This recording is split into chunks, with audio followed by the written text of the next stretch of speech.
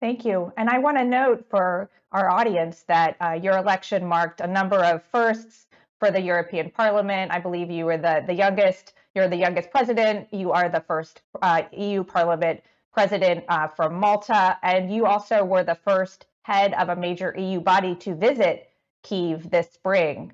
I'd like to talk a little bit about Ukraine's quest to join the EU. Late last week, the EU formally approved Ukraine's candidate status to join the bloc, and also to Moldova. Can you walk us through the next steps and what the timeline will look like for that?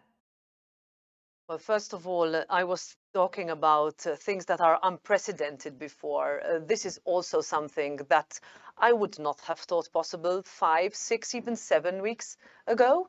That the European Union, with such speed and such unanimity, such collective action, come together to say that we should open our doors to Ukraine and to Moldova, and with certain conditions also Georgia. Why do I say this? Because enlargement of the European Union has always been a very hotly debated topic. There have been countries that have been eager to see the European Union enlarge, countries that have been less eager.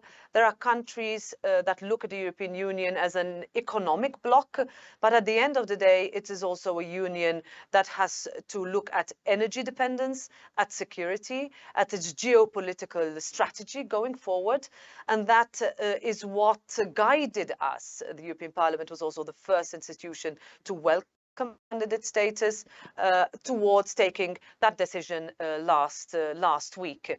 What did that message send? When I was in Kiev on the 1st of April, President Zelensky told me that 97% of Ukrainians would like to join the European Union. This means that they look to Europe as a home, and we need to answer and not leave that any door or potential for that closed.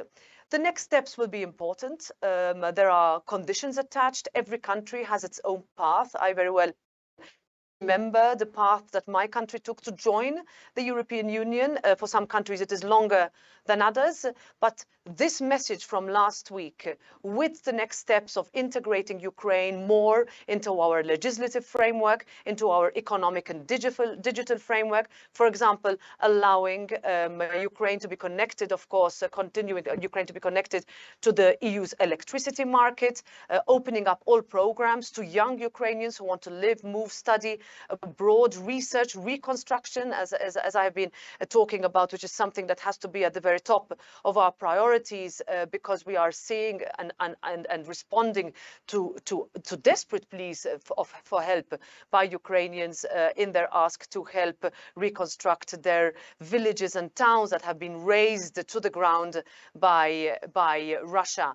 So these steps are incremental, and the European Parliament will be there at each and every step in order to ensure not only the political support, but also the financial and logistical support that we have been doing ever since the invasion.